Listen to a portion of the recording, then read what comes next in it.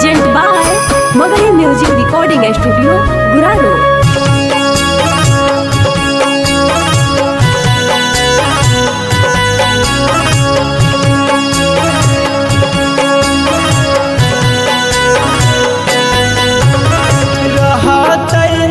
हमारा बिना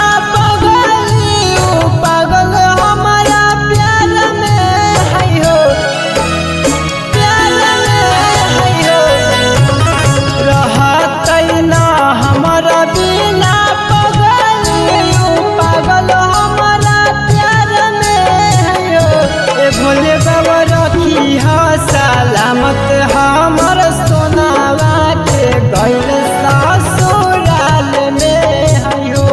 भोले बाबा रखी हा सलामत हमर सोनावा के गइल ससुराल में है हो।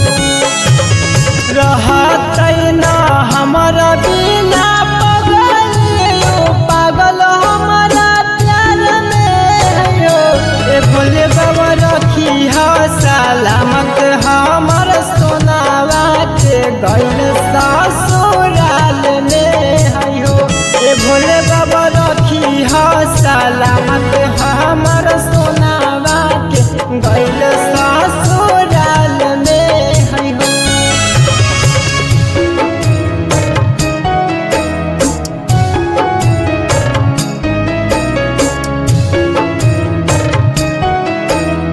बोलिए शंकर भगवान की।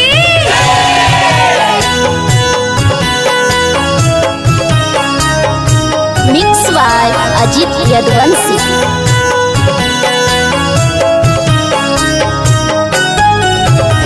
खानाओ न खैले होतै बाबा हमारा याद में, रोई होतै पगल ससुरा गइला के बाद में। खानाओ न खैले होतै बाबा हमारा याद में, रोई होतै पगल ससुरा गइला के बाद में। यही सोची सोची बाबा होई तो है पैटना सन के पाल में है हो। ए भोले बाबा रखी हा सलामत हमर सोनावा के गइल ससुराल में है हो।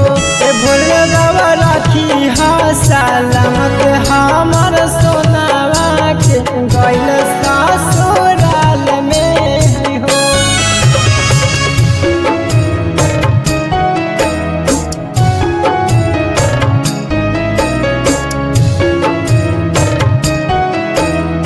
बोलिए शंकर भगवान की।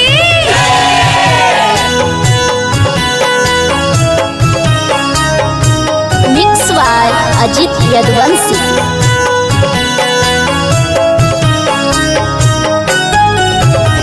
मंगहियो भीख बाबा दया के दान हो, रहे खुशहाल हरदम ससुरा